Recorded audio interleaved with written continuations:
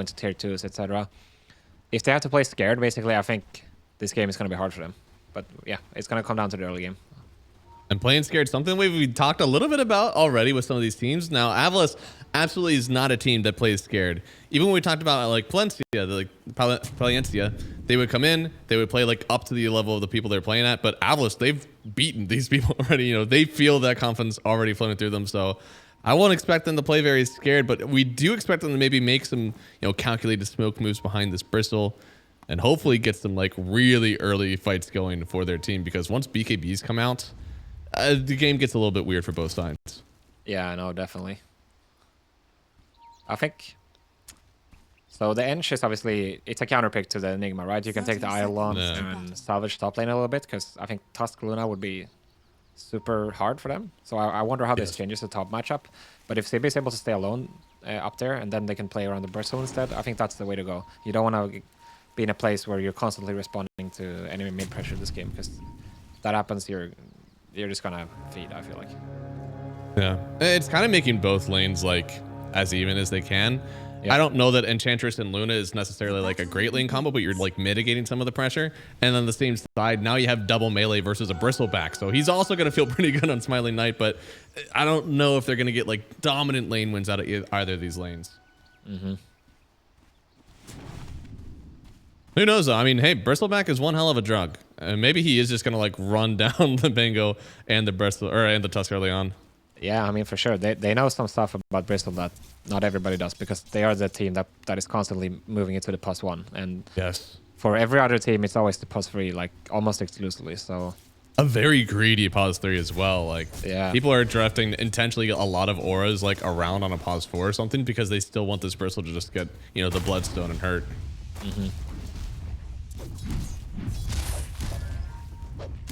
Storm, right? This is going to be pretty difficult. You think of like sometimes Primal can be okay in these matchups because he has the Onslaught to get him out, but it's not the greatest thing when it's literally a 1v1. Like, you can get out, but there's no support that's going to eat up some last hits or anything like that. You just, kind of stop.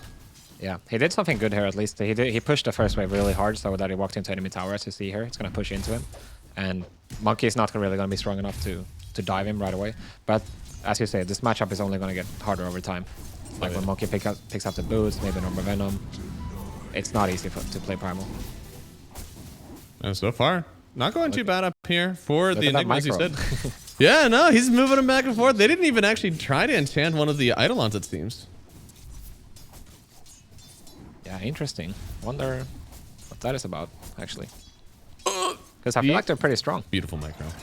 Yeah, no, I mean, this is I didn't even think about it whenever you said it, but it makes a lot of sense. Even taking away, 1/3 of the Eidolons, maybe even building up some more for yourself, that feels like the best thing you can do. And there it is. Yeah, and they get max health as well, which is really annoying, because Eidolons typically they don't have a lot of health, but when you add max health on them later on, they're really annoying to deal with. Yeah, so gonna be looking top to see if they're able to win their lane, and then bottom as well, because the Neko goes down first. The Oracle having a bit of a rough time. As you said, not the strongest laner. He has a hard time trading with right clicks, and when you don't have some sort of other setup spell, your QE combo, it falls a little flat if there's nothing to follow it up. Yeah, I wonder if the Oracle had something to do with it as well, that they decided to just swap the offlane to double melee, right? Because they feel like they're not going to be oppressed so much, at least not from the Oracle, to begin with. Yeah. So, I mean, it could be a problem later if they can't deal with the BB, but so far it's looking good, even getting the first blood like we saw. Yeah, I mean, the level 3 timing for the Oracle is going to be when things get a little better. Unfortunately, it is a +5, so sometimes the levels are a little lacking.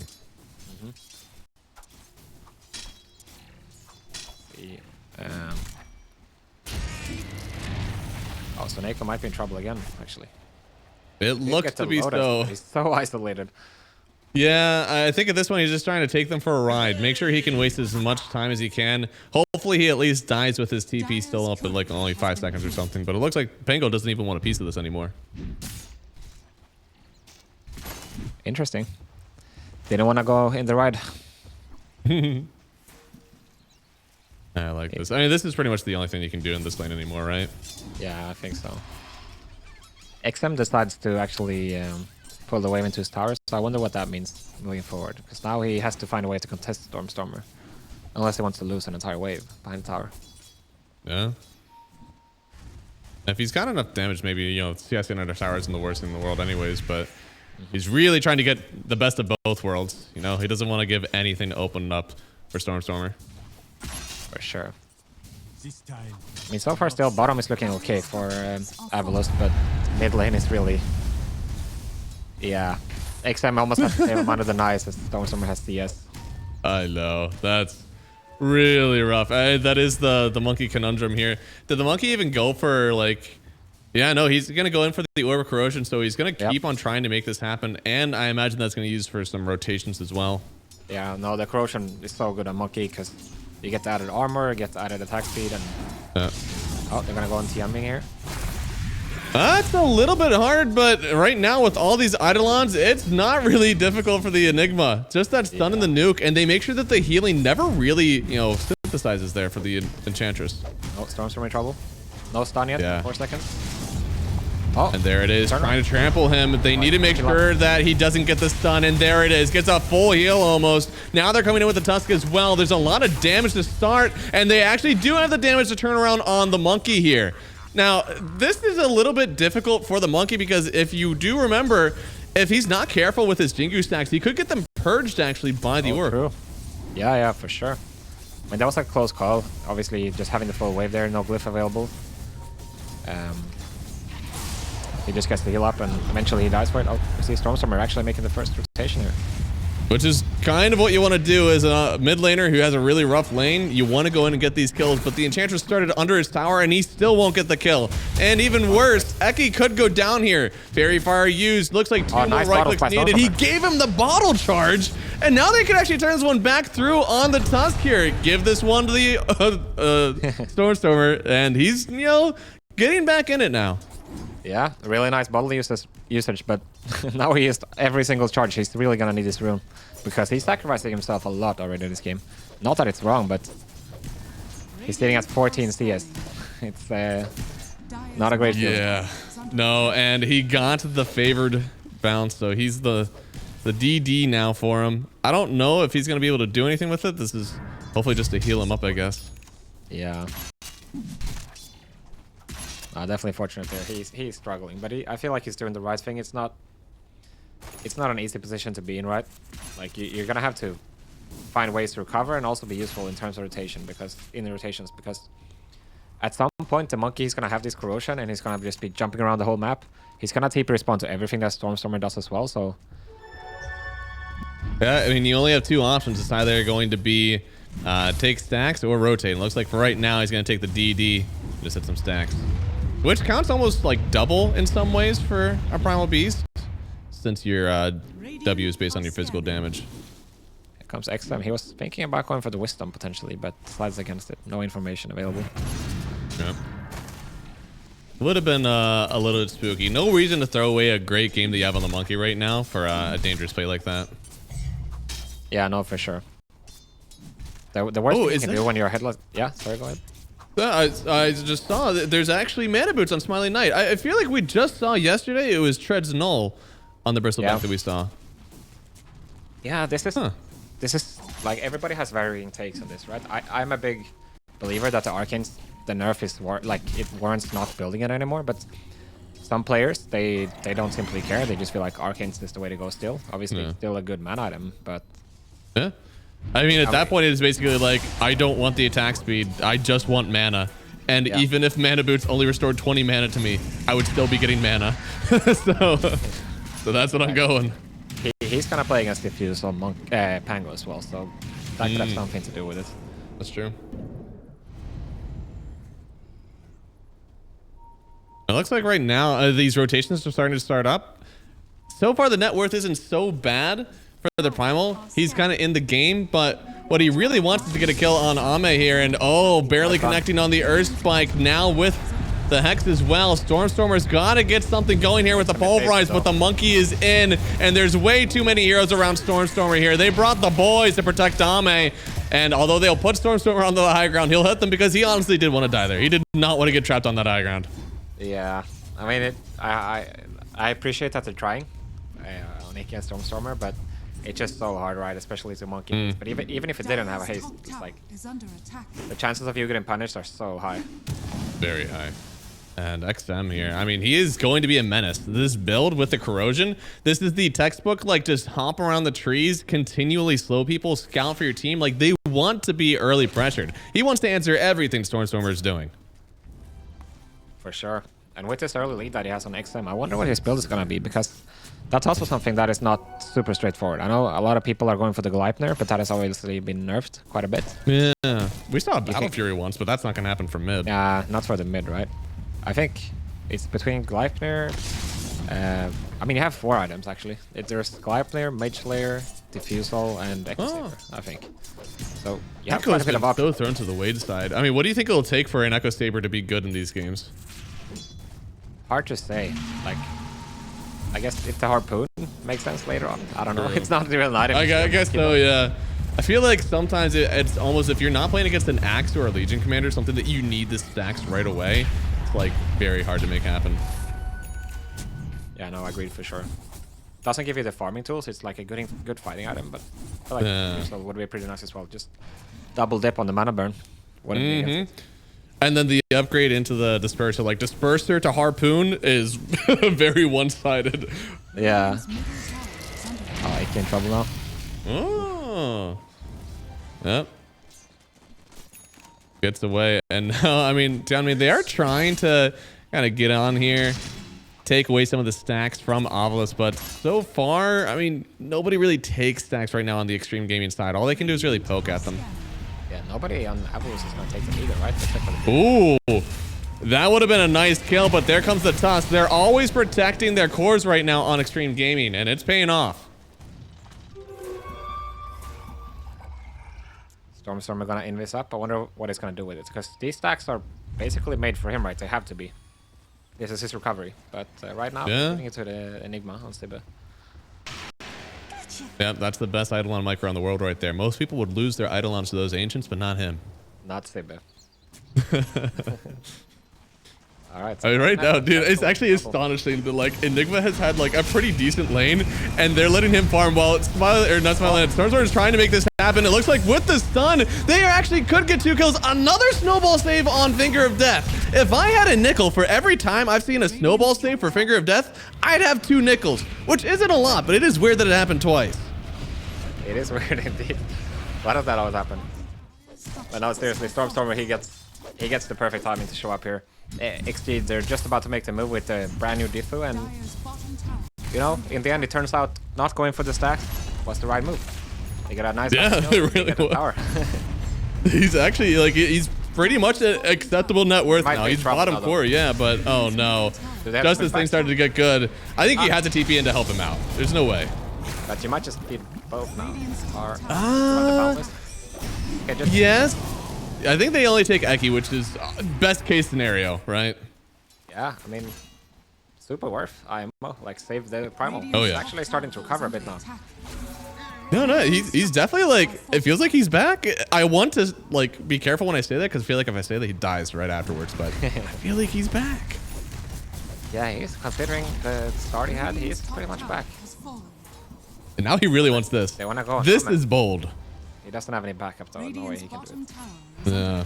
I mean, surely this is a blade mail game for him as well, right? But he, oh no, I guess his game was so delayed for a while that he just wants to go in for the BKB.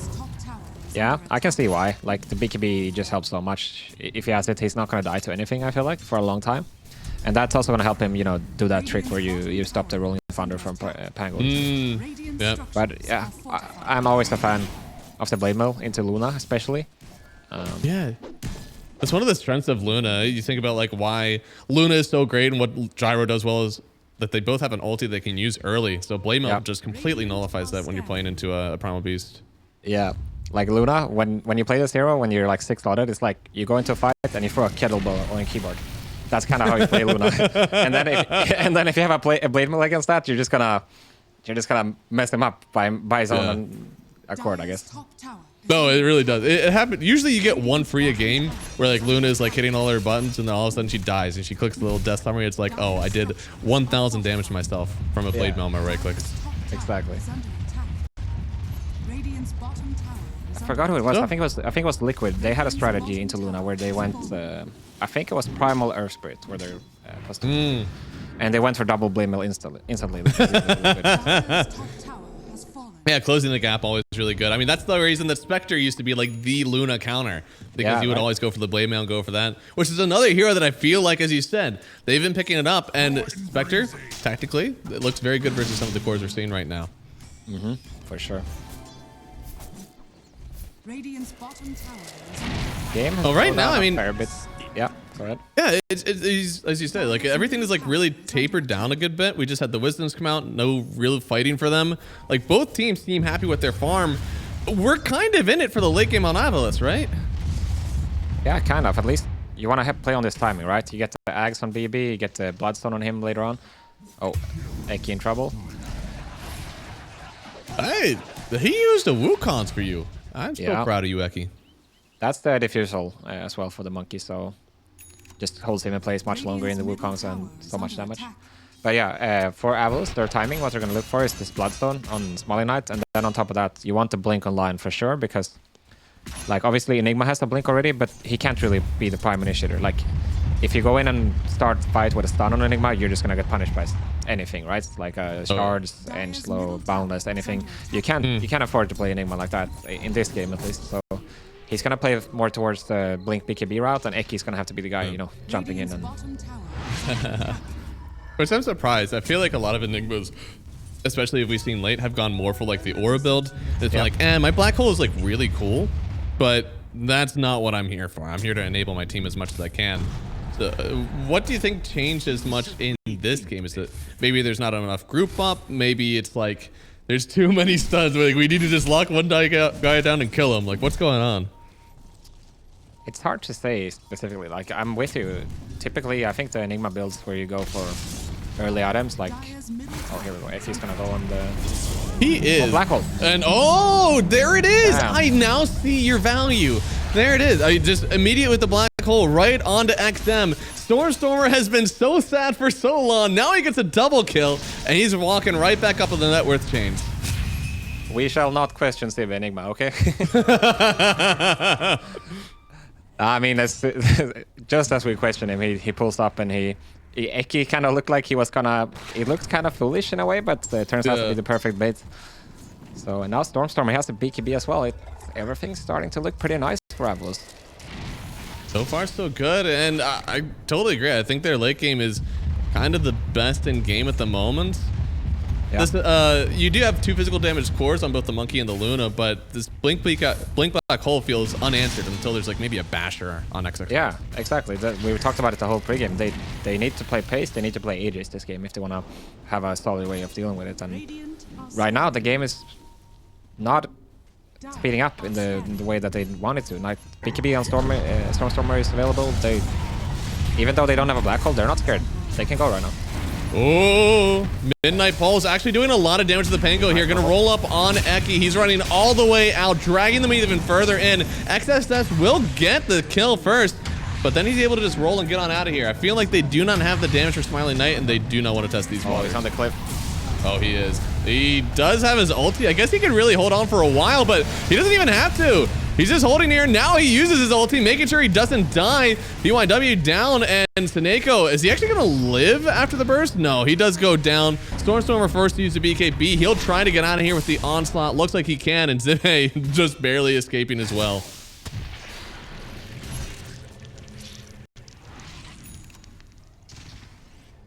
What a fun fight, actually. It really looks like they're going to be able to get the Pango there, but unfortunately no air spike available. Yeah, there's a lot of just bouncing around. This was a little bit, I don't know, ambitious sometimes. Using that Pulverize on somebody who isn't Pango kind of opens up the rest of this game. So you can see he just immediately pops up the roll now, knowing that there's nothing to stop it. Yeah, I mean, if they had one more stun for the Pango, chances are he just dies to the DB, slapping him 2 or 3 times. And then at this point, it doesn't look so bad for AVULUS, right? But the BB, he just doesn't have anything to hold him in place.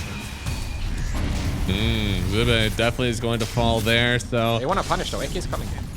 Yeah, no, he's got the stun to start, and, you know, this Blink on Lion definitely putting in the work, as you said, or, sorry, it will put in the work. He's got it coming on his courier now. This is definitely kind of hitting the timings that you said they wanted. And BYW, he'll try to escape here, but a nice bird for Sneko. A little bit of damage, but it's turning into heal. Maybe he gets away from this one. Yeah, unfortunately for Eki, he didn't have the blink available just yet, so couldn't get the tusk there. But anyway, nice punish on the Pango. This means that they can now essentially just claim this overtime for free. Hopefully. I mean, right now, hitting all the times they want, and is how good it is as an Aegis game for Xtreme Gaming. That makes it just that more valuable for you on AVULUS. Sealing it away, potentially even giving it to the Bristle to siege towers. This is exactly what they want. Yeah, for sure. I mean, right now they're hitting the timing where they are going to be able to just walk down as 5 and go for the tier 2s. But we'll see. I mean, obviously, Luna, his farm is taking off soon. Like, he's going to start out from his Bristle any moment. He's hit that spot where he has the Manta to just shove out the waves, and honestly, Mass Commander kills neutrals really fast. So that's always going to be a concern for them. But at least them removing the Aegis, not having that for the dire side. When Seba has this BKB, it's not an easy thing to fight for Xtreme. Anytime they commit, they're going to have it in the back of their mind. But Black Hole. Yeah, no, I mean, BKBs, I feel like this timing is going to hit a little bit harder for AVULUS since we have 2 BKB piercing disables on the AVULUS side. And yeah, they didn't get away there.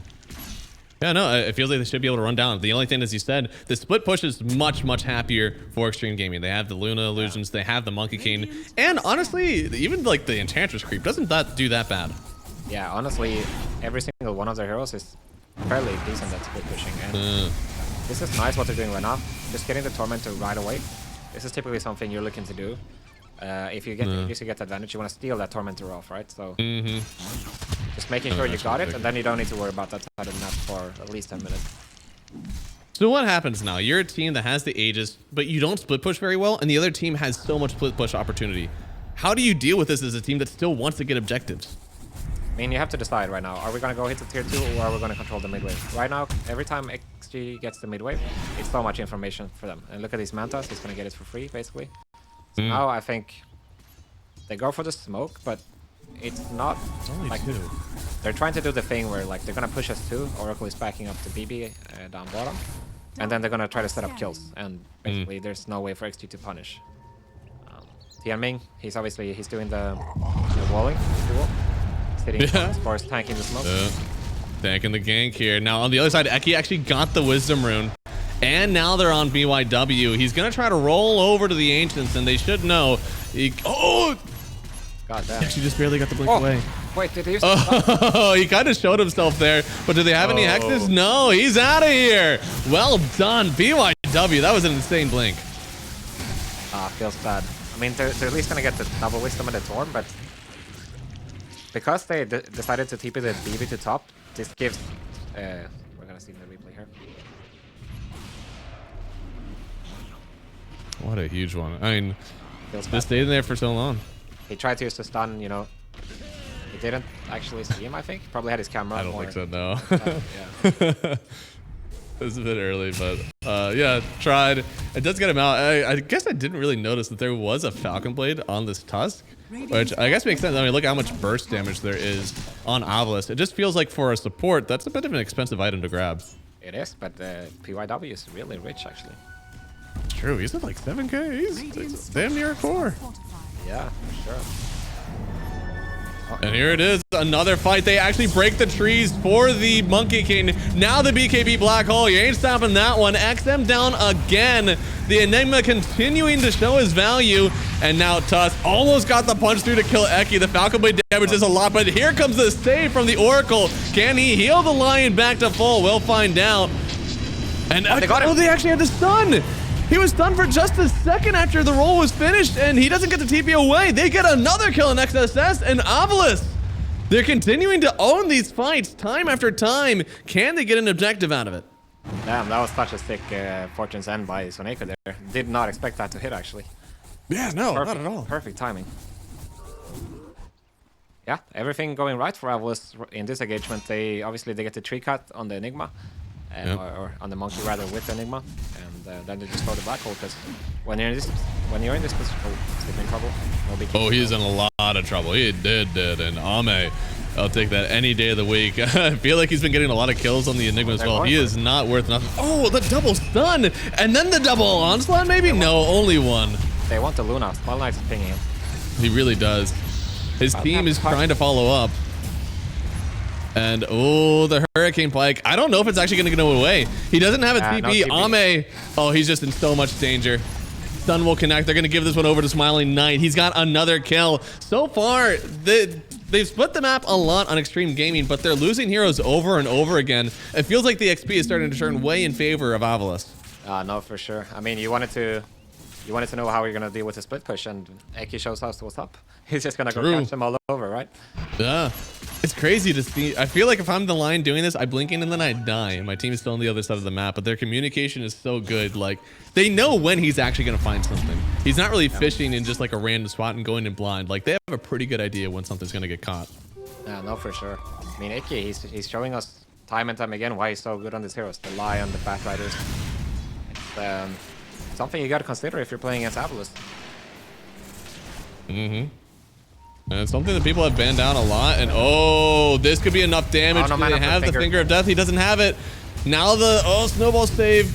And then the bottle to try to get him. Oh no, a crucial mistake from this AVULUS side. That was going to be a free kill on the monkey, but now he turned it around. The roll through as well. They'll get a kill on Stormstormer here. Oh, unless that's a false promise. It's pretty good for now. They're even getting a lot of damage onto the Monkey King here. If they kill him, the Wukong's goes away. But Stormstormer, he'll die before they get revenge on the Monkey King, and he heals almost everything he needs. But Tian Main, think he should be another casualty of war here. Yeah, no way you're getting out on this bench with so much damage. Oh, that was unfortunate. That Eki was just a little bit mana short of the Finger. Yeah, just didn't have it in time here. I don't think he has a shard either. The EMP maybe would have gotten the mana more in time. XM didn't even pop the BKB because he was pretty much just assuming he was dead. And then after the snowball came out, I was like, oh, we can actually turn this. Yeah, nice Oracle save in the end as well. I mean, it doesn't save Stormstormer's lives, but it gives them enough time to clean up these supports at least for Smiling. Yep. That doesn't come out, they're just gonna walk away, and then Smiling Knight has no chance of picking up his kill on PYW. And a 7 kill streak on Stormstormer. Oh, the turntables, man! I didn't realize he had gotten that many kills after his laning stage. Yeah, and we shouldn't understate how hard this is. Like, this game has been insane for him. You know, Stormstormer, he's kind of known for being like a PMA guy. And I feel like he's not the guy to tilt in this scenario, where I could think of plenty other mids who would just like not give up, but they would lose faith, right, in the game. All right, top 3 tilting mids that would not be able to handle this sort of game. Go. You would actually answer that? Oh no, I would not. It looks like, oh, starting off with the Wukongs here. They have Smiling Knight in, and I think the shards...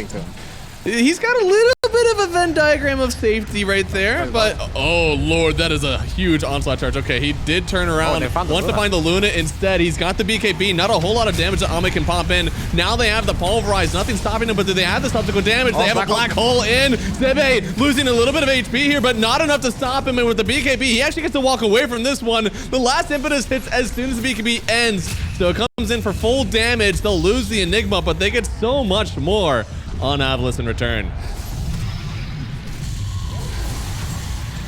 Yeah, I mean, gonna fall as well. I mean, we see it here. They can't deal with his BB, right? Especially when he has his back faced. I think they still need so much more time. I mean, even if we're about to see it here, he has an Oracle still behind him. It's not like he's, even if he were to lose a bunch of HP, it's not like it's a problem for him. And then after this, Stormstormer just goes straight in for the Luna. A bit slow on the BKB, that makes it close, but regardless, when he just gets this Pulverize on him, they can't do much. And obviously, perfect black hole from Stibe as well.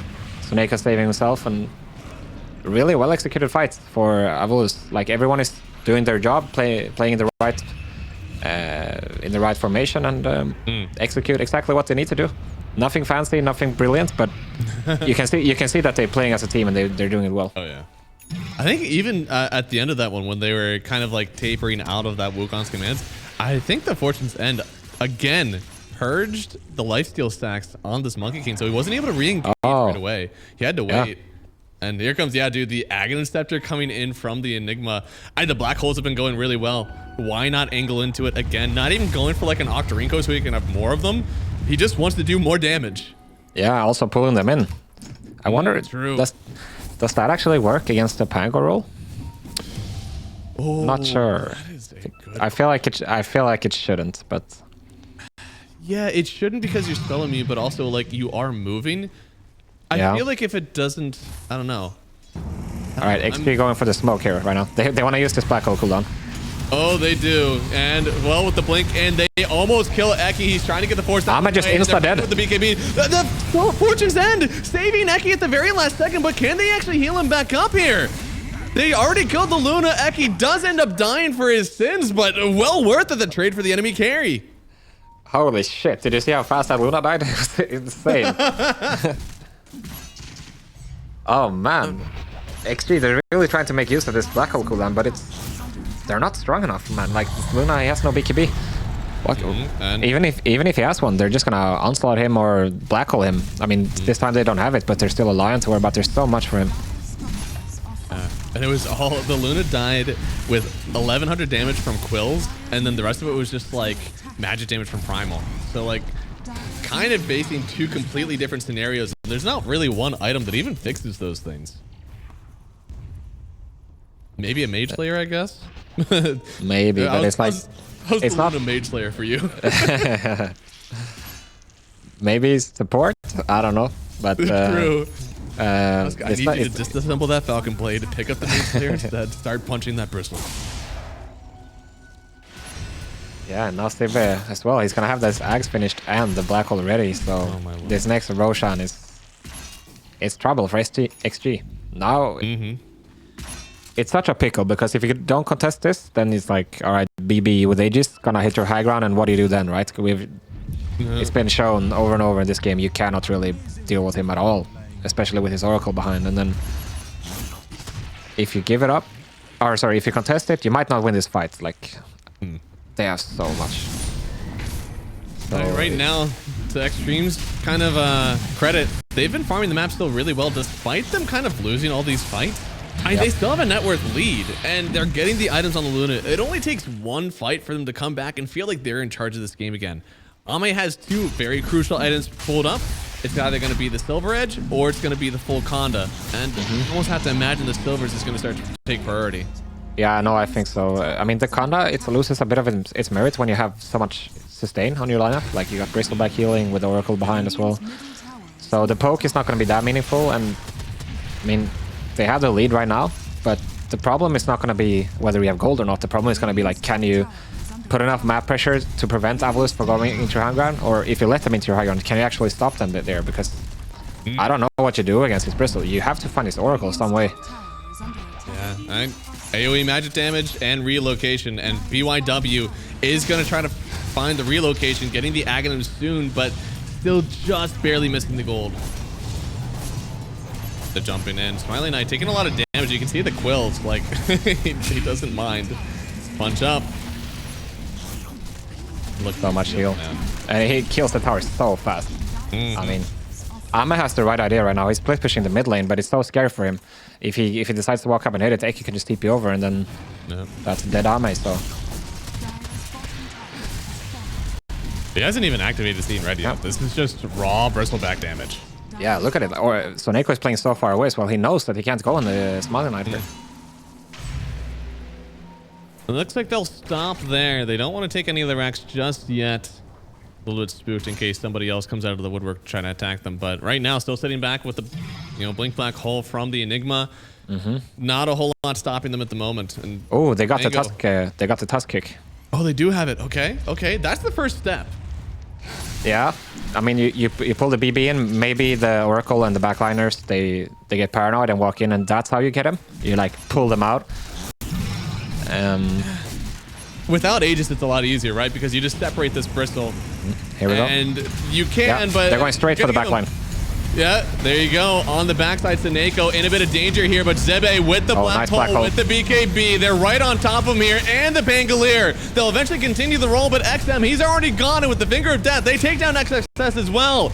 They'll turn through for the Smiling Knight, but that's only the first life for him. Even with the buyback of the Monkey King, they just now get the kill. Wukong's command dropping in. Can they keep him in here? He's pretty deep here. No Bloodstone ready, but I'm not sure if it's enough anyway. No, they just don't have enough to keep him in the Wukong. Oh, Iki going in. I'm not sure about this one. This is a hard one, but maybe with Stormstormer helping him out, it could be enough. Oh, they're going to bring him all the way back.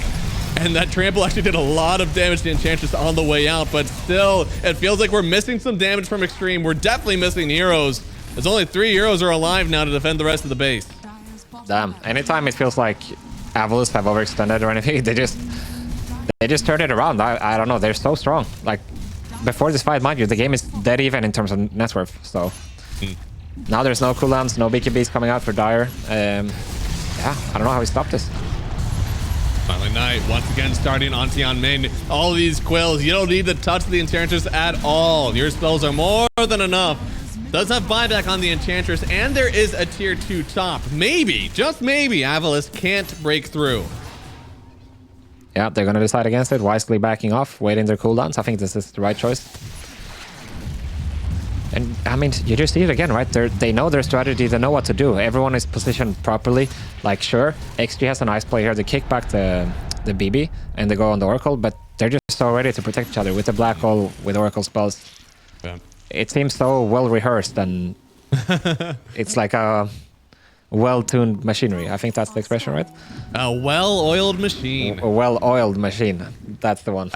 Tuned probably makes more sense now. I feel like well-oiled is maybe a bit like of the old version. A well-tuned machine probably makes more sense present day. Yeah.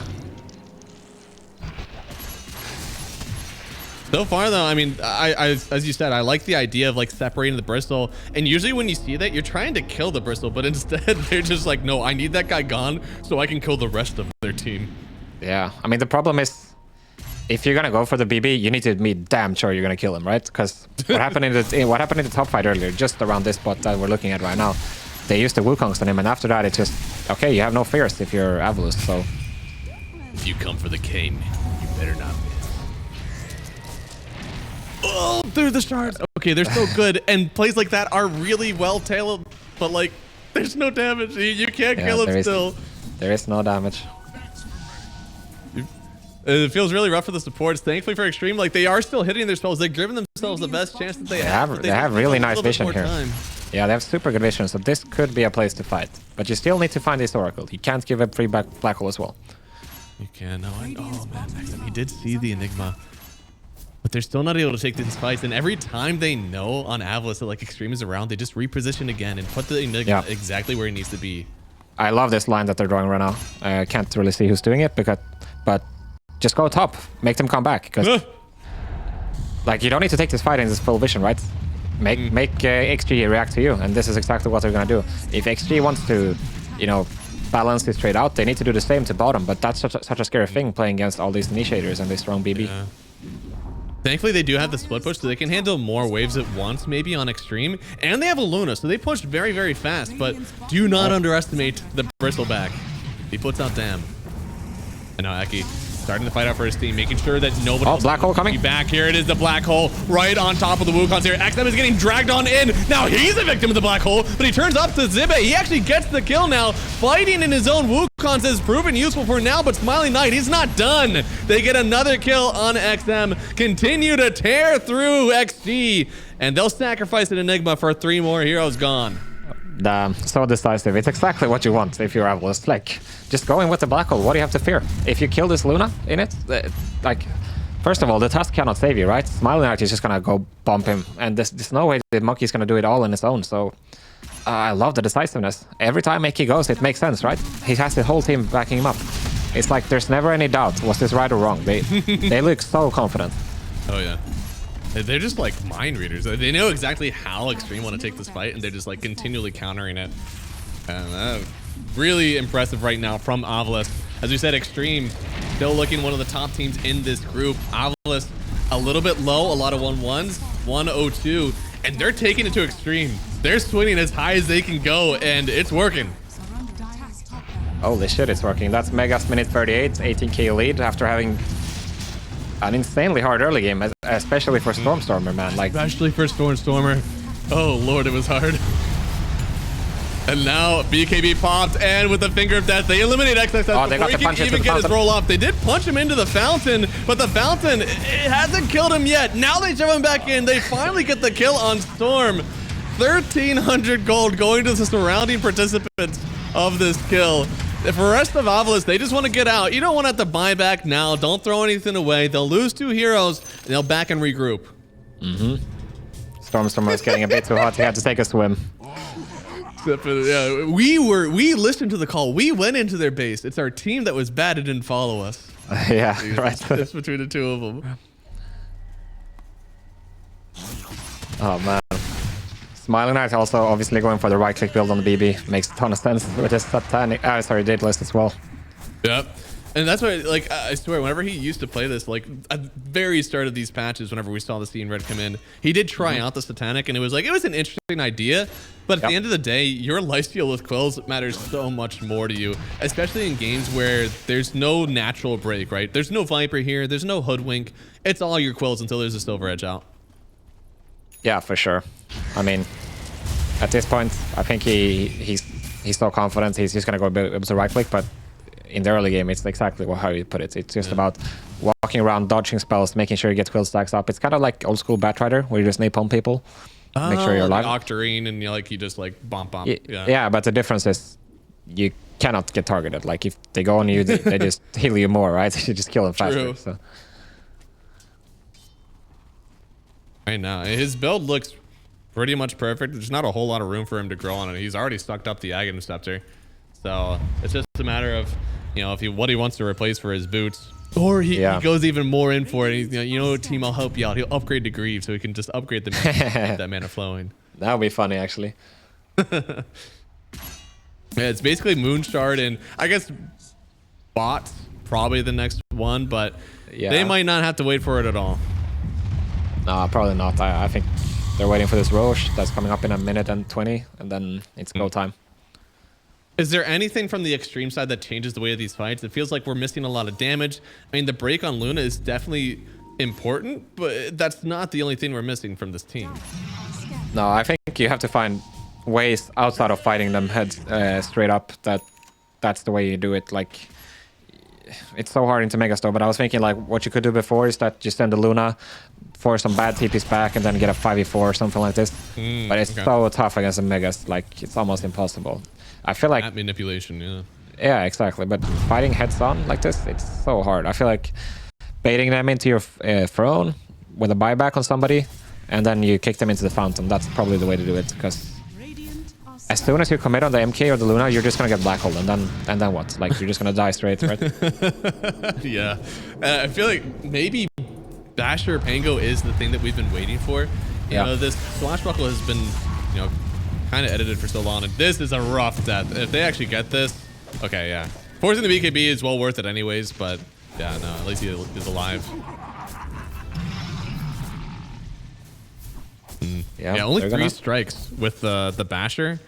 I mean, you probably want 4 to guarantee that you actually are bashing, which means you'd almost have to like swash through the Enigma, which unfortunately isn't going to be a great idea if he's black holing.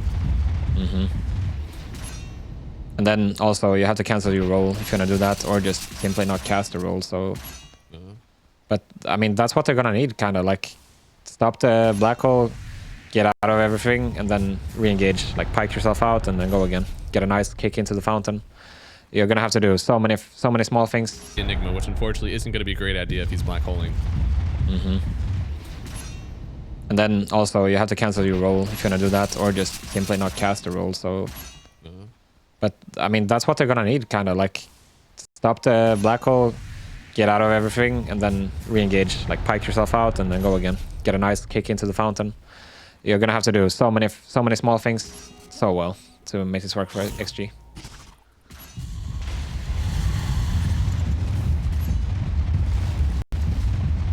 Right, Roshan has respawned, so I think after this it's gonna be go time. Let's see. There is currently no smokes on the side of AVULUS, so they don't have that to work with. Go for like a jump afterwards, but seeing how the game has been moving so far, I think they're just gonna be content sending up Smiley Knight, and everyone basically sits outside the ramps, outside the base. Right, Oh, so that's a with, refresher Enigma as well. Ooh, that'll be really, really hard to fight into now. He's just going to be able to dump both. He definitely has the mana pool for it, I believe, so. Yeah, I mean, I said you have to do so many small things right. Now you have to do them all twice. Oh, no. Oh, okay, he just barely got away. Okay, they're actually gonna try for it. Oh, this is a nice play. One. Yeah, no, Stormstormer. BKB already popped here, trying to run away from this one. Do they actually have the damage? The shards are nice, and they actually get the kill on Stormstormer. He's gone for 90 seconds. You know he doesn't want to use it, but they've already killed XM. He's going to buy back with blood in the water, and there's a black hole onto the Pangolier, and already in this fight, he was only gone for a second, and Stormstormer already back, pulverizing another member of Xtreme Gaming, and they're forced to retreat into the base. And what do you do now if you're XG? Oh, Eki. All right. So you still have another black hole to go, and a Small Knight still has his Aegis, so... But they're still just hitting the throne. I mean, right now, they really don't want to give this away. They're punching back Smiley Knight. He's broken, but now another black hole gets pulled in. to 3 people. The #1 Eidolon micro player has turned into maybe one of the best black holes that we've seen in this game. And game #1 goes well in hand to AVULUS. Damn.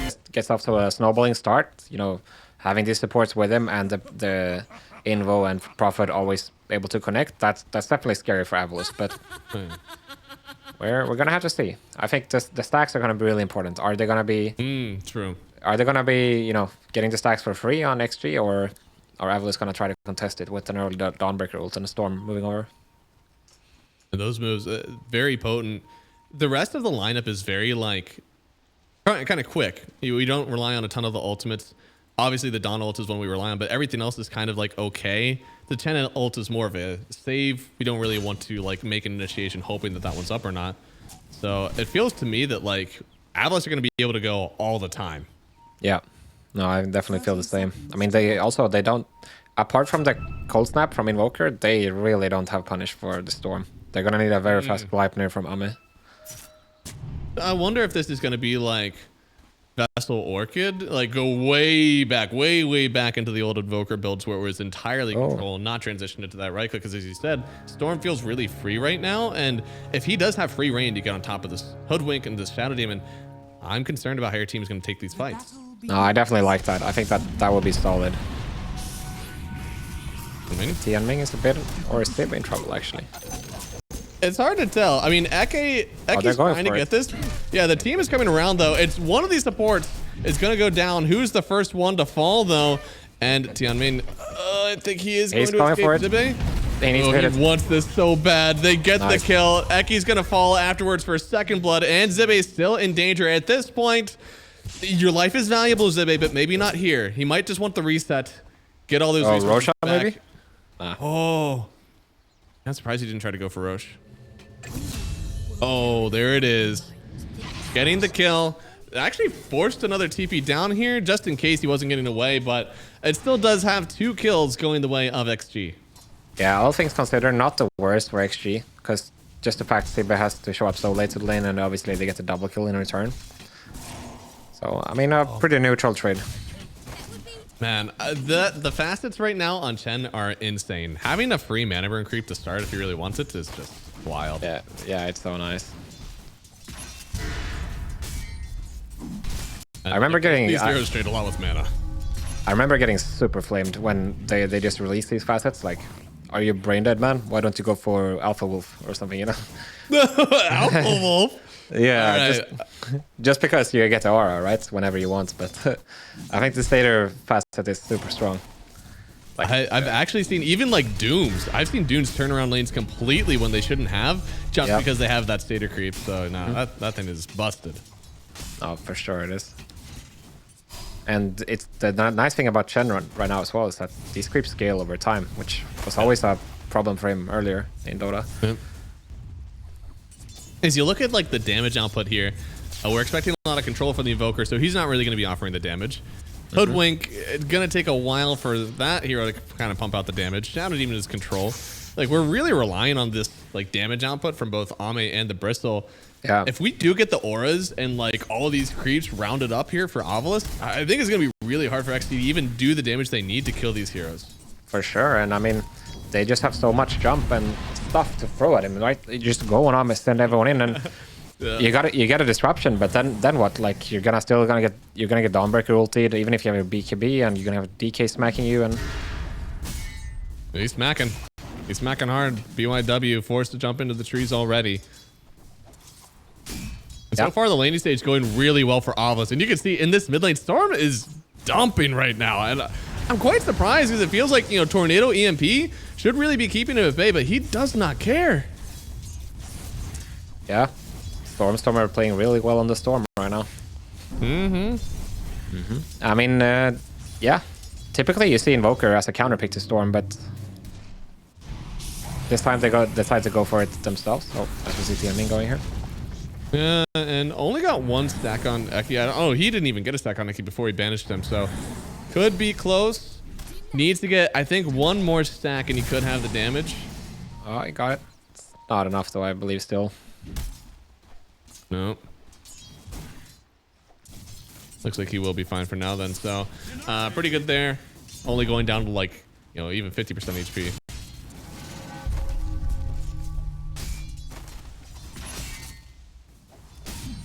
If this lane stage continues to go this way, yeah, I don't know. I think this is going to be very favored for AVULUS. They're the ones that kind of need to start the map movements going. But as we talk about the late game and how important it was in the last game, is the late game favored for AVULUS, or is this Nature's Prophet Bristle? Is that a duo core that actually take them into the late game now? It depends on how much gold you have. I think if the Prophet and BB, if they are overwhelming, they can do it, but in theory, they shouldn't have much to offer into this tri-core with the Lion Chen support. I feel like they're gonna offer so much. Like, I can see if you get to a timing where you have like double Gleipnir and the build you mentioned on Invo, this game they can roll this game, but I think playing an even game is gonna be tough. Like this Chen, he's just gonna make everybody so strong, and this Storm is not gonna have any worries in this game going later. Like once he has, you know, his Witchblade Shard or Kaya Shard plus a BKB, he really has nothing to worry about. He can just go in, decide literally who am I gonna kill, and he'll do that. Ooh, Stormer pretty low now, trying to dodge with the vision, but it's not enough. They get a kill thanks to rotation on the Hoodwink. Very well done there, as I feel like this mid lane, especially with how much it's been going in favor of Storm, needed some help. For sure, and also this is one of the upsides of having the BB into DK, because the DK is so passive, he cannot pressure, so the Hoodwink is free to leave whenever he wants, and he does just that and picks up the kill on Stormstormer here. Really nicely done. Now this Bristleback actually just going ahead and cutting the waves down here. If we have a hero such as strong as the Bristle, cutting feels not really like a flex at all. And oh, Eki definitely dying here. 3 heroes down to the spot side. A lot of rotations from PYW. He's just getting all over the map because he doesn't need to help XSS. Yeah, this is definitely the right thing to do. And what's going on with this wave at the bottom? It's such a big wave, like in the jungle over there. Ame's about to clean it up now, but that was like double range creep, 1.5 creep wave. Holy moly. Oh, so, getting him back into the game for sure. Oh, Stormstormer has rotated. He has. Before 6, mind you. Yeah, a lot of quills. The volleys, I would say they're kind of feeling the pain right now. Oh no, Eki. Oh man. That feels bad, man. And now, oh, this could feel even worse. Stun connects at the very last second. Eki actually saving Storm. Storm decides he might still want to die. We'll find out. No, looks like, yeah, with Sneko, they should have enough damage for sure. Such a weird set of moves here. Going over to the Bristol. All this started because Hoodwink was going all over the map. Wow. Yeah, not the most typical rotation from Stormstormer there. I mean, doesn't really work out. His game is super slowed down right now after this amazing start. Getting killed at once, and now he's basically a full level behind XM. Yeah, and still tossing out some spells here. EMP connects, but is this going to be a 3v3? Is that what we're doing here? The scary thing is they have Prophet ready to connect as well at any given point. Storm is not 6, so... Oh, Wrath of Nature up as well. Oh, but if they get level 6 on the Dawnbreaker, that could even the tides. Good, but Smiley Knight is getting the wisdom here. This is huge. Ooh. Wait, Ame scanned. Is he gonna go for the TP on enemy wisdom? It looks like he is. Yeah, he got it. He does. He goes for it. Has a TP as well. He can get out of here. You have to monitor the runes whenever you're playing against a Nature's Prophet, or else that'll happen all the time. Yeah. Imagine if Smiley Knight didn't get that one. That would be super rough for AVULUS. Much better feel to the early game from XG right now. The laning stage very much in their favor, thanks to these rotations in from the Hoodwink. And honestly, the living from Bristol. Just being able to stay topside and create havoc is really done well. Yeah, for sure. They haven't started to make that many stacks just yet. They have, you know, one each in the triangle, but Hoodwink is on the case right now. PYW, of course. And DK's been having a really good time. So, what's the... okay, it is going to be armlet silvers. This is a build that we've seen people do like pretty often on DK, not even just versus a bristleback, just in general. So the fact that it also has some benefit versus the quills is, you know, really nice. Yeah, for sure. I mean, this is kind of the opposite Skitter. Skitter plays with Malrine and Amar, and they are very greedy players, right? So he typically goes for the Blink Rush, regardless of his game, what his game is looking. But this game, you have a Dawnbreaker, you have a Storm, you have a Lion, so many things to set up the game for you. And I think itemizing to be strong rather than Initiator totally makes sense this game. A lot of damage on Stormstormer there. He still turns around a little bit. Has a DD that he desperately does want to use. But he's just going to take his talents bottom. They want to go kill the Ame right now on the Prophet. So 2-man smoke here. It's a pretty cool move, but Ame is really far. Yes, this one is... It doesn't feel great to farm here on a Nature's Prophet, but... Oh, I'm not sure they can get this. I don't think so. Under the tower, no Vortex. No Vortex! Huh. Yeah. Yanming is actually really good at this, just walling for your course. I feel like he did it so many times last game as well, making sure that Ame doesn't go down.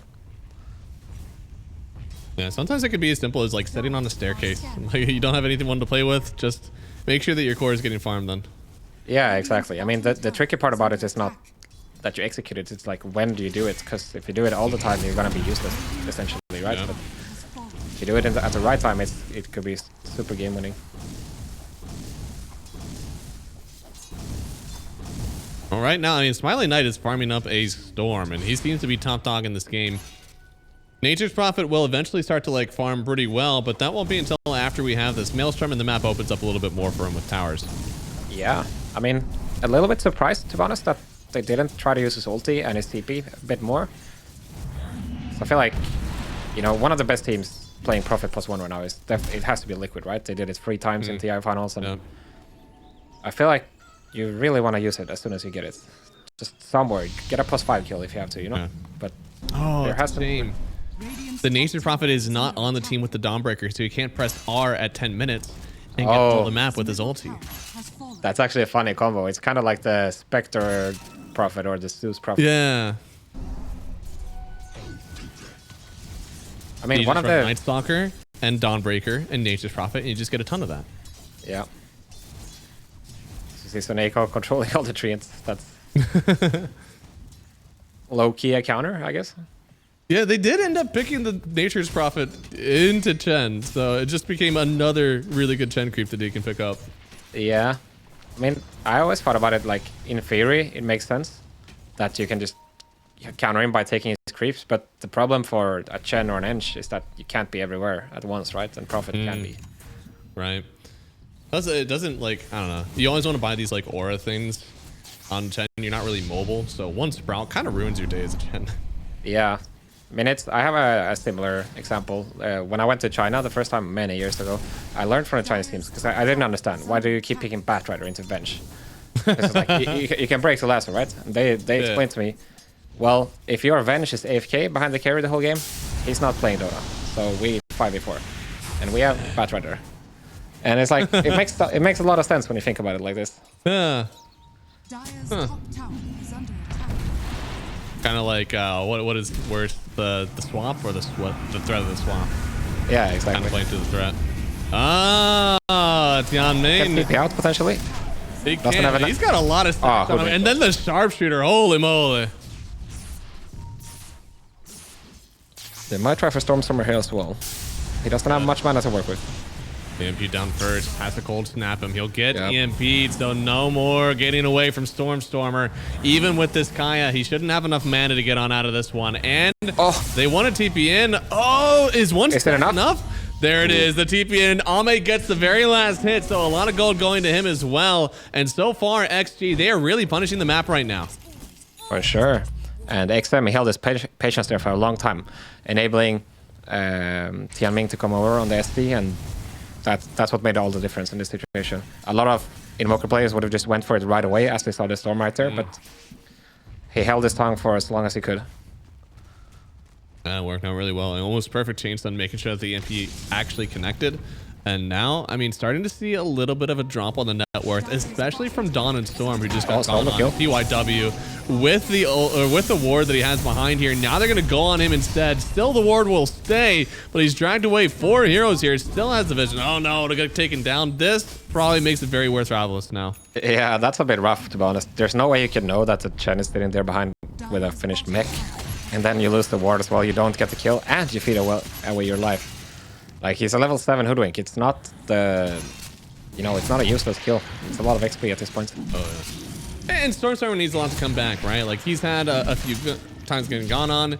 His game is kind of stagnated since he's dominated the mid lane. Almost opposite of what happened last time, where he was getting bullied in the mid lane and had to come back from it. Now, it feels like he's the one that's stepping forward after almost winning the mid lane.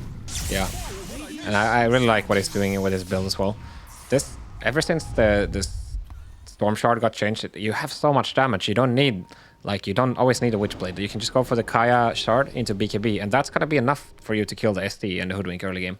Because they're not gonna have any glimmers or any shards or anything. Oh, it's so good. I don't think they can kill him though, can they? Doesn't matter if they can kill. All that matters is that they get the Wisdom Rune, but they jump in from the Dawnbreaker. Maybe. They're definitely going for the kill here. Dumping, they get the Wisdom Rune as well. XXS, he will not get any other kills. Eki goes down. They should be able to kill Zibe as well with XM following him up. Not sure how you get out of this one. It's gonna be... Whoa, no way! Who am I kidding? Zibe, way too good. Holy shit. What on earth? I cannot believe that there is no other stuns to take him down. Damn, that was... Oh, what? I didn't expect them to be able to kill the Bristol so fast, but they do. I guess they didn't account for the Dawnbreaker.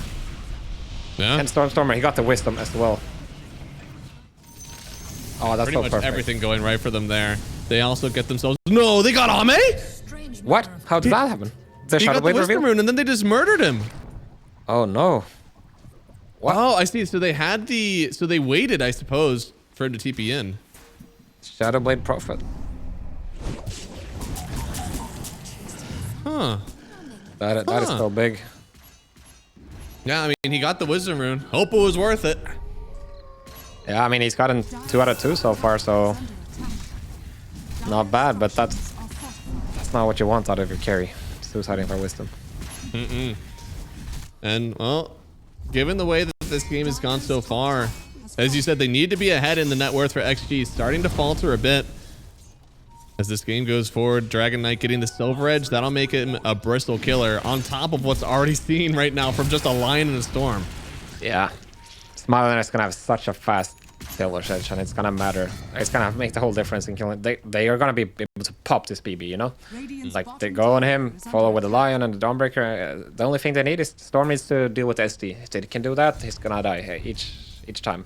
It's going to take them a long time until they have any cleanse or, mobility items. Dawn with the Orchid again. This is the second time we've also seen a Dawn Orchid. Now, last time it left a bit to be desired. And it feels like another item where Dawn, it's kind of helping out as like between your ulti timings. Wasn't it Zibe who did it yesterday as well into copy Ember? I think so, yeah. Yeah. And it felt like there was already so much control, which again, we're looking here. Right now, it's DK, Storm, and Lion. There's a lot of control surrounding that. Do you think he's double dipping too much? Maybe I can see the theory about it. Oh, so they see TME? They are scared though, are they? They are so confused. They have no idea why he is here. That Finger of Death did so much damage. What? All right, time to get out, guys. Yeah, I don't know if you can stay here any longer. Zibe is just going to TP away. Storm Spirit's going to try to get out of here.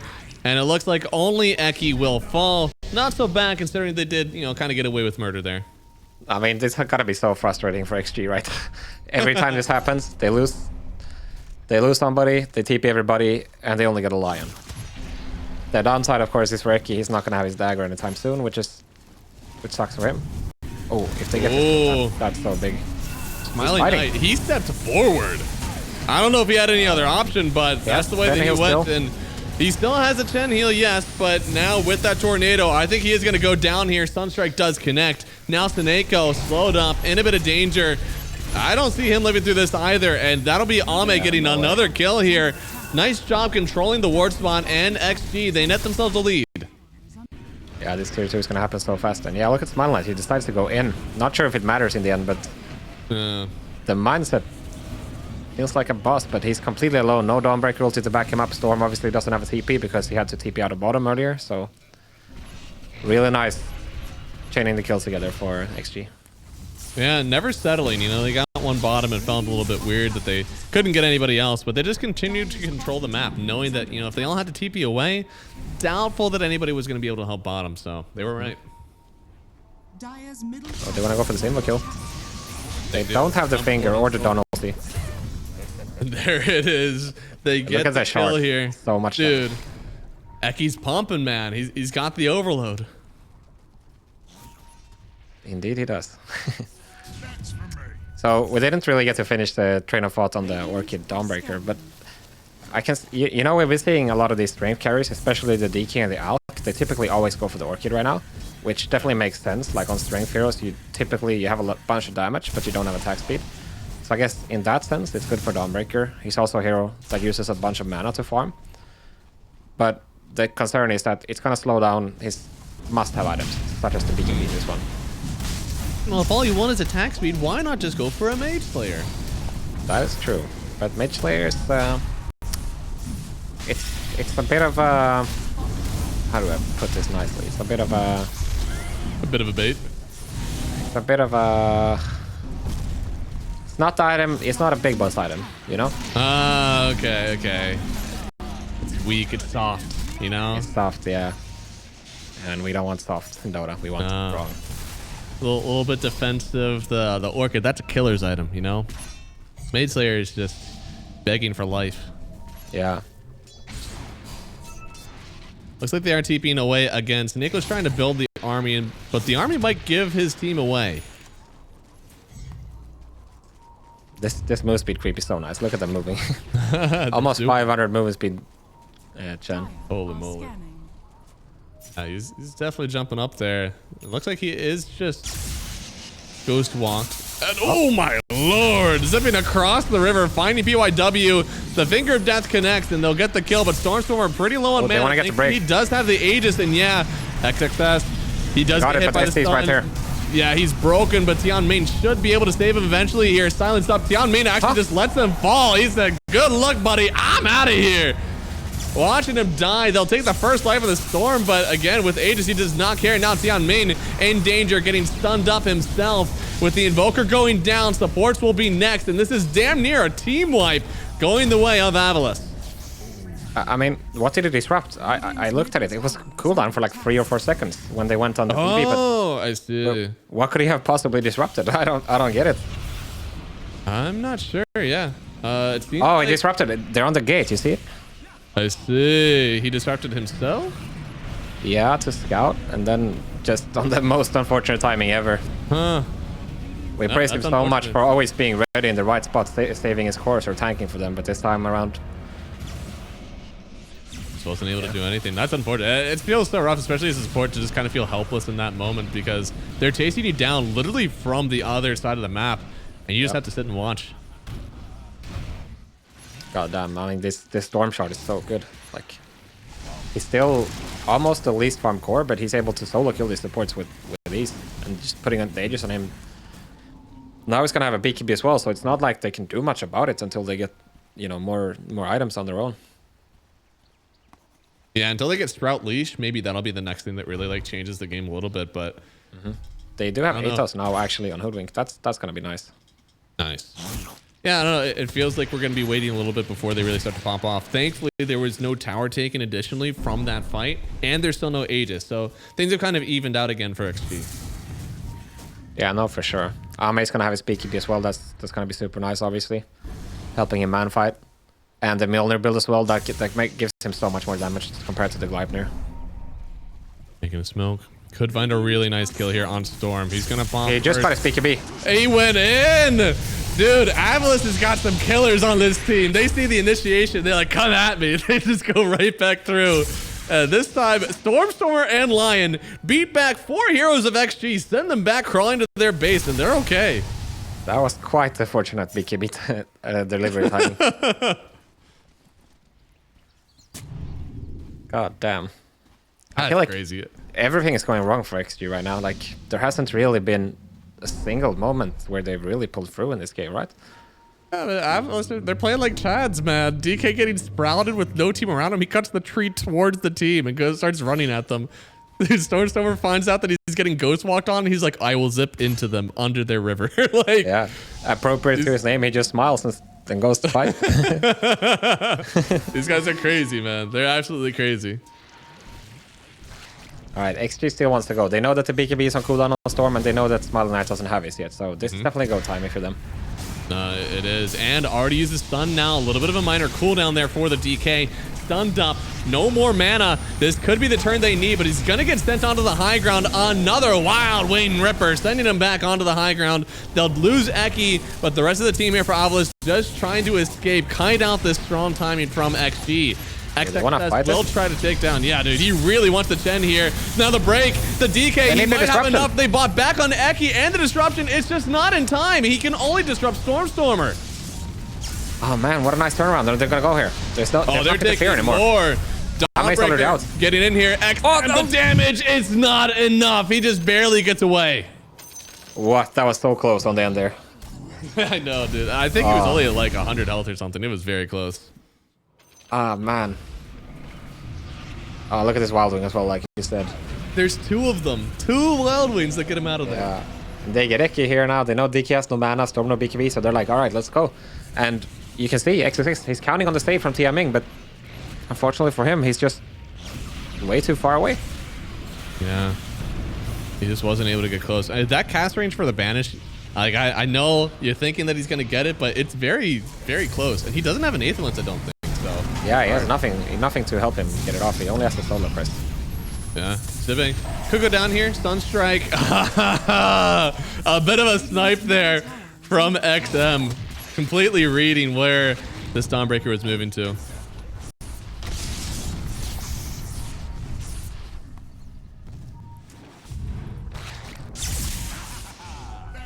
So right now, everybody's pretty much ready. Ama has his BKB. Everyone on Dire has the BKB as well. So you gotta wonder when is Roche gonna happen, because I feel like, oh yeah, it's been a while. Yeah, it's actually it died earlier. Yeah, no, it did. It felt like it was so long ago, but there's still 2 minutes left because they lost the Aegis like almost immediately after using it. Yeah. No, you're right. They used it in the triangle fight. Yeah. But you can see the mindset. They really want to make something happen here. They are gonna need a Chen to connect over though if they want to make this a 5v5.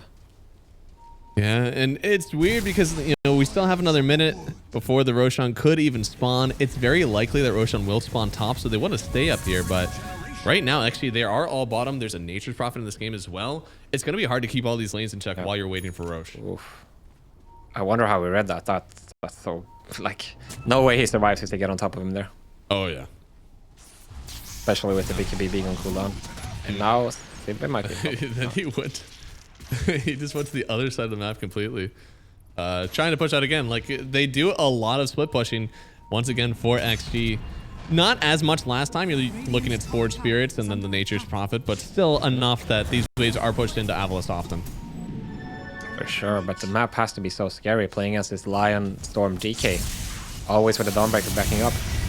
And here comes the Dawnbreaker right on top. This Banish comes out just in time, but it will give his own life now on Dion main. And they continue to rip through these heroes. Invoker gone. They're gonna pick out the break. He's broken. I don't know if he can take this fight on his own. He has to turn back around, but now the break on Smiley Knight. He's turning back in, and even with his DD, he doesn't feel like he's strong enough to stay in the middle of this fight. PYW will fall. Now the heal from the Chen will keep Lion alive for a little bit longer, but Tsuneko He's just caught out. His team really isn't around to help just yet. Does Stormstormer want to make another move? They might not be He done does. yet. He's coming in with Zibbe. This is a dieback potentially on the Shadow Demon. He's out of here. Silence still on the Nature's Prophet. Ame, can he man up on this one? No! He goes down as well. XXS. There's no break available just yet. He still wants Zibbe. He wants just a little bit more, and he'll get it. Now it's a 2v1. Oh, he needs a bit of mana. No mana for the Silvers. Gets it now. Silvers break, but he doesn't have the mana for the stun now. So he could just turn this back through. Has to TP away. Smiling Knight. Smiling Knight is in trouble. Yeah. He's going to die. XM.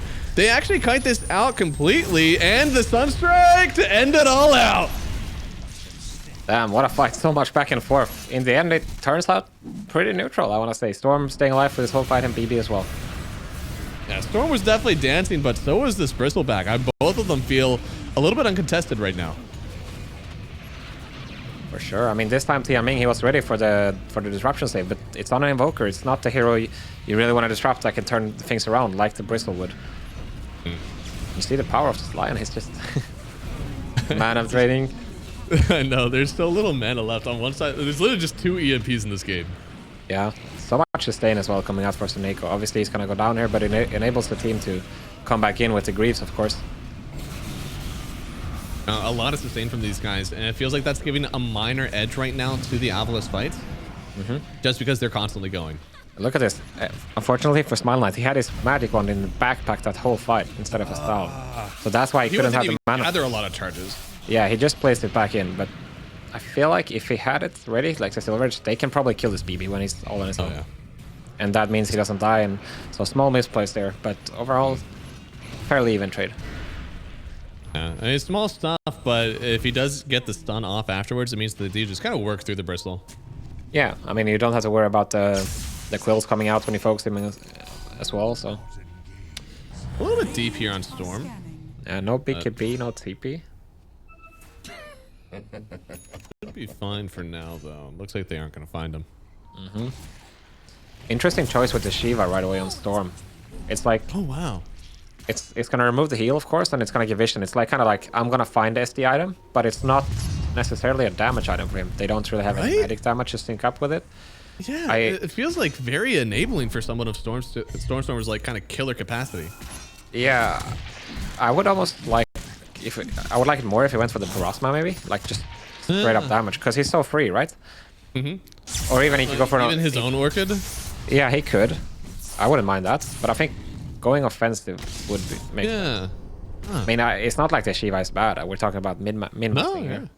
No, it definitely is okay. I mean, a lot of physical damage you can see here with the Nature's Prophet and the Bristles back, so that own armor for himself is keeping him alive. Anti-heal versus the Bristle. Kind of, maybe his goal here is to win the sustain game for his team, because he knows with this Dawnbreaker, with this Chen, as long as you're healing more than them, you can stay in these fights for longer and inevitably kill this Bristle, but I feel like damage does that as well. Pablo highlighted a crucial thing there with the Prophet just hitting 20, getting the Sprout Leash talent. Yep. That's definitely a concern for Stormstormer. So I guess the Shiva in that sense, it helps him out. But There's yeah, we'll one see. Force Staff in this game, so Lion gonna have to get prepared to use that Force Staff on whoever is getting sprouted.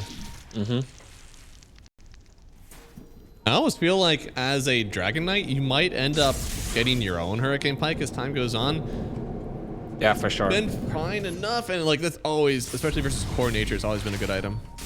Agreed. Pike seems like it's almost like not mandatory, but it's like it's always in your 6-slot build nowadays in PK. Ooh, the Dominate. Oh, right. They just saw everything. Keep forgetting. I feel like if we talk to XG after this game, we'll also be like, did you see it? No. We had no idea that they saw so. Exactly. CMA is so close to AC as well, but he's gonna choose to play with buyback instead. Warding, slowly taking away where XG wants to sit for this next Roshan fight. It's up. And they both have to know this is way past the last spawn that it can get, so they're going to TP away in the Dawn. He's going to start playing the other side of the map, and they're just going to wait and see, do XG actually end up committing? But Natures can play the same game if he really wants to. He could, yeah. This fight is so tricky for XT because there's really no... You don't have to go on this BB, right? There's no urgency to defend any towers, or he's not ready to hit the Roshan, it seems. So for AVULUS, it's all gonna be up still. Can you find the backline? And he wants to walk forward, but you have to guess that there are wards over there. And yeah, Ame, now he is split pushing. He's going for the Revenant's Brooch. Pretty good versus, you know, lots of armor overwhelming on the enemy team. It'll use a lot of his mana, but worth the damage in the end. It will help him kill the DK very fast. Oh yeah. Means that he won't be light scaling though. That'll be something different. Oh, they're going on the BB actually. Getting stunned up now with the Dawnbreaker. That was a bristleback, and he's already almost dead. Oh, he's life stealing so much. Break. He's turning back. He's almost full health again. He's actually turning right around on AVULUS. Seneko getting the last heal. I don't think he'll get anything else off in this engagement. Now Zibe walking forward, but they've already taken so much damage. Stormstormer with no mana really to give to this one. Gonna get sprouted up on Smiley Knight, and the damage in from Ame. He's allowed to turn back on the DK, and Smiley Knight is done. He's had enough with this fight, and he's getting out of here because XG, they just owned this Roshan fight. Oh man, that's what happens when you don't finish that guy off. Yeah, the SD save. Yeah, no, that was huge. I mean, anytime you get broken, oh, Roshan. hitting to just like turn it away. Roshan killed what? Roshan killed Crystal? You what? Wait, if we have that on highlight, that would okay, let's see. It was the roar. Ah. Let's see. Obviously, TMing in time for the save now. As soon as he gets to press those death buttons, the BKB and the Bloodstone, then that's it. Holy moly. So you're gonna try to kill him again, but I want to see how he dies at the very end here. It says Roshan killed him. Oh, he killed Seneko and XXS. What? What the hell? It was the roar. Somebody accidentally hit Roshan, and then it just roared. And that would have been for AVULUS. Like, somebody on AVULUS did AoE damage since they're the ones that took it. And as a fun fact, once the team that took Roshan hits it even just a few times to force that first roar, then he'll roar anytime he takes that damage again to proc it, even by any team. So XG, you saw they just procced the roar again as they were taking it, but they didn't take Roshan first. God damn. In the end, not a finicky man. Yeah, he is. Oh, am I going for Icky here? That's so much damage. Honestly, if that Sunstar connects, I think he is just dead. What if he sprouts him? He can't. Never mind. Dire's top tower is All right. So, a bit of a weird spot now. Now, if they kill the SD, that's huge. SD still rocking no cast range. I mean, he's just getting as close as he can, proccing the disruption. So, even more skillful that he was able to get that off. And then he had the Aghanim Scepter already complete on PYW. I wonder why he's going for the Ags, which feels like so much. I guess it's just the break is too valuable. I guess. Oh, here we go. A fight again. It is, but BYW, that is not the real one. The Aghanim Scepter already coming in clutch. Still does die, though. Oh, they got the break. No TMing this time. Oh, he gets the BKB up. He got disarmed. He wasn't able to hit with the Shadow Blade. And now sprouted up as well. Eki needs to turn around with the Force Staff, but doesn't have it in time. Now they do have a lot of damage on the Bristle, trying to Bloodstone it up. I don't think he can win this if you're Ame. Ame in danger on the high ground. This is going to be his first life. They're all standing in the cold wall, BKB, but he can't get out, I think. I don't think so. He has to turn around. He has to fight, and they're not going to do it. He'll at least take down Eki, but Eki will gladly give his life to see that Nature's Prophet fall. Damn. I mean, it kind of looked cool there for a second with Hoodwink able to bait out the Dawn ulti by himself, but this is not the fight you want if you're XG. It's so scattered, right? Like, first of all, the SD dies top, and then you get engaged on in the mid lane, as we're going to see here. 4v5.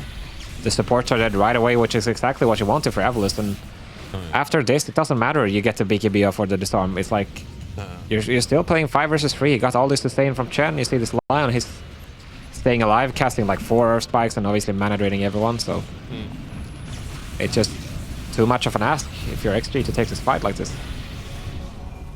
Usually whenever you see 2 supports go down, unless you're literally using like, you know, Black Hole and Chronosphere and Fiend's Grip or whatever it is, these huge ultis, that's the only time that it really matters. Otherwise, 9 times out of 10, if you kill both supports first, the fight is won.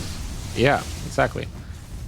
This is not like how Dota used to be was that, yeah, you have to deal with the cores, but nowadays the ports are super valuable and they're also the easiest targets to go for. So it's, yeah, I feel like XG has to be kicking themselves for this.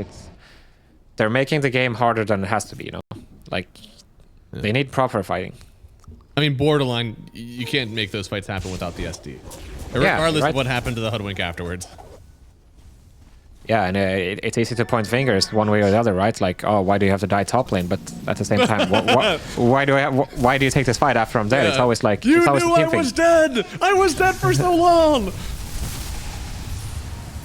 Exactly. Stormstormer going for the Aghanim's now. That's interesting because it has potential to do a lot. Like, if you get, there's a lot of combos you can do. You pull them in with the Storm, that sets up a super good Impale, Dawnbreaker ulti, and the Cleave on top from DK. So, oh yeah, it's more fighting happening. Again, save this SD, save the SD. He is so important for your lineup. They see him at the last second and they will get the kill. And once again, he does have the buyback, so this fight could be takeable. Zebe in danger, popping the BKB. Needs to get some heal, but he'll get nothing. Smiling Knight getting gone on now. He'll turn around with some life steal, but Stormstorm on the backside. He'll at least take out the Hoodwink, but the DK is still in danger, and Smiling Knight, he'll fall. They're going to TP out on the rest of them. Bristle trying to find anybody to get revenge, but hey, you got Smiling Knight. That is a huge target for XG. For sure, and that is the fight you want. Like, sure, they get a Tian Ming once more, but this time his team is already, they're in their own triangle, ready to connect. He has a buyback as well, and you see how much a difference it makes when you have a proper fight. Yeah, and that buyback, just so important for this one. I think we're all starting to realize Shadow Demon equals win. No Shadow Demon equals loss. So that one, the formula was working out for them. It's pretty simple. Dota maths.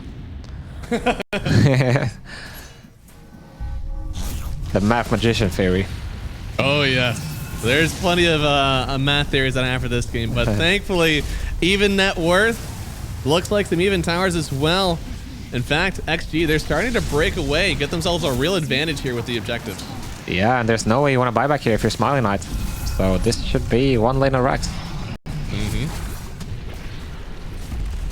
Thankfully, only the middle set of racks for AVULUS, so they'll still be able to control both sides. And oh no, Stormstormer, a bold move for him. He's gonna get rooted up. He doesn't have anything to get out of this. He just dies. Ah shit, they're in trouble now. Oh, they're in a lot of trouble now. XG, see if they can get some more out of this one. The Ghost Scepter prevents some of that quill damage, but it ends too soon. Stormstormer coming back in. He wants more. He wants revenge. And now with the Dawnbreaker ult, it will just barely land on this Bristol, but where's the break? Where's the damage? Ame standing his ground, but I don't think he's got enough of the tank. He'll fall. He has buyback, but again, you don't want to use it. You've already forced out the buyback of the Storm Spirit. That is acceptable if you're XG, especially after taking the racks.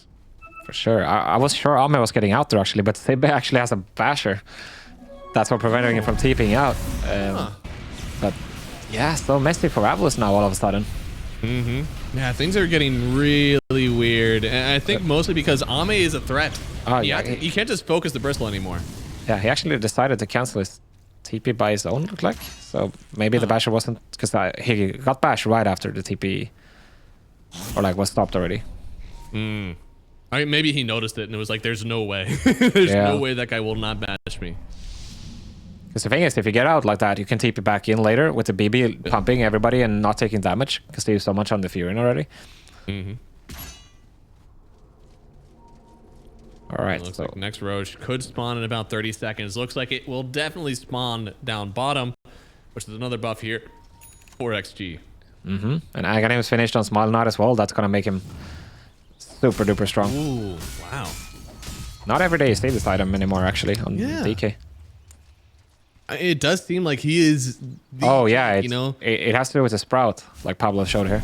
Because you can just walk out of it now. You just have free units walking, right? Wow. That's pretty cool. Smart, I realized it like canceled the effect of the root. Or sorry, the leash. Yeah, it's just because the trees die, right? And just walk out. Yeah. That's pretty cool. Or wait, I mean, you fly over them, I guess? Yeah, I'd assume. I thought that the leash like took precedent, but I guess not. I mean, we'll have to see. I can't remember if I've seen this before, but by logic, you should just be able to walk out of it because you can walk over any other trees. Yeah. Oh. Looks like this could be a turnaround then. Smiling Knight, I mean, he is the big boy. So he needs to be the one that's like, you know, tanking the spells first, getting healed up by Dawn, and allowing Storm and Dawnbreaker to enter in afterwards. So anything that keeps him healthy is a good item for him. Yeah. The difference here is that this is going to be a fight out in the open. So if they can get on TM main, there's no way he's getting back as well with no buyback. Storm definitely in danger here. Has the BKB now, but he was in the air for too long. Doesn't get the BKB off. In fact, he might not want to. Break connects onto the Bristleback, but once again, there's no stun to follow up and no damage. You cannot make this happen without first seeing the SD. Yeah. As soon as you see that Bushwhack missing, he tried to time it on a tornado. As soon as you see that not connecting, then you're safe to not use your BKB, but... Okay, Stormstormer TP's top, but this might just open up the Roche immediately for XG here. I mean, he has the gate to play with, but are they really going to give it up? I feel like it's such a crucial Roshan. It is. And it's roaring because XG did take the last Roshan here. Roshan banner, Aegis, and a refresher. I mean, they've got a lot. I guess they're maybe waiting for the Storm 25. Overload attack bounce talent. Really strong. He's not that far away from it. So I guess... but I think they might go to the high ground before he gets it. Unless he zips all the way down for the Crimson Rune. Yeah. I mean, he's actually farming it pretty fast, so... And they're not pushing yet, so he should have it, but I'm still not sure if I support the decision. Well, with the Agonist Scepter, I suppose he's just going to go for the both of them. Not like he's saving for buyback anyways. Yeah, that's true. I mean, the thing is, if they get this combo going, it's... everything will die. Like, yeah. this splash with all the stuns that they have, it's really cool in the AoE, but will it bring out the SD? Because we're saying that is the focus. This feels more like frontline grab. He's got to know where the Shadow Demon is for this to really work. Right? It feels like he's going for the wombo combo build rather than the killer we wanted to see, like with the Parasma, maybe a Hex of your own into the SD. So it's kind of the opposite mentality, and we're going to have to see if it pays off here. Very, very dangerous here for him as well, because it puts his body on the line to, like, in this one timing, hopefully that you're getting those kills. And if you don't, very, very scary rest of the fight. And the Dagon line and the double pop. It's for the Greater Treant, right? Has to be. I'd imagine, yeah. Which is strange, because, again, like, they have the Chen, but I guess it is a high-value item. Yeah, it's just as many methods as you can to get it out. It's gonna help.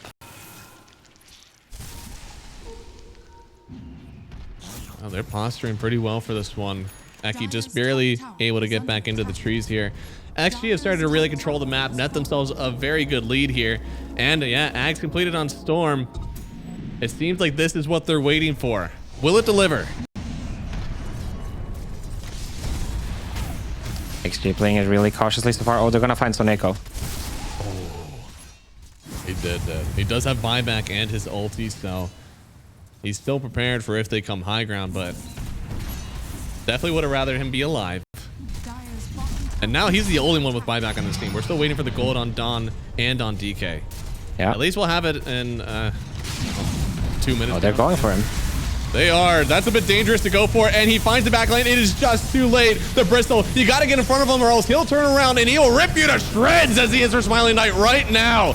Everybody is trying to evacuate. No more man on Stormstormer. Barely getting any back now. The Sunstrike. Oh no, Smiling Knight is done. He'll take down the DK. He's gone for a minute and a half. And Zibe, he doesn't get back either. He does have buyback if he so pleases, but the rest of his team, his break, his damage, it feels like things have turned to the worst for AVULUS. I mean, can Stormstormer do it all on himself? No. Oh, shit. Oh, no. They're bringing in the Dawnbreaker, and no buyback as well. They saw that miss. GG gets called. XG. They battle back in the series.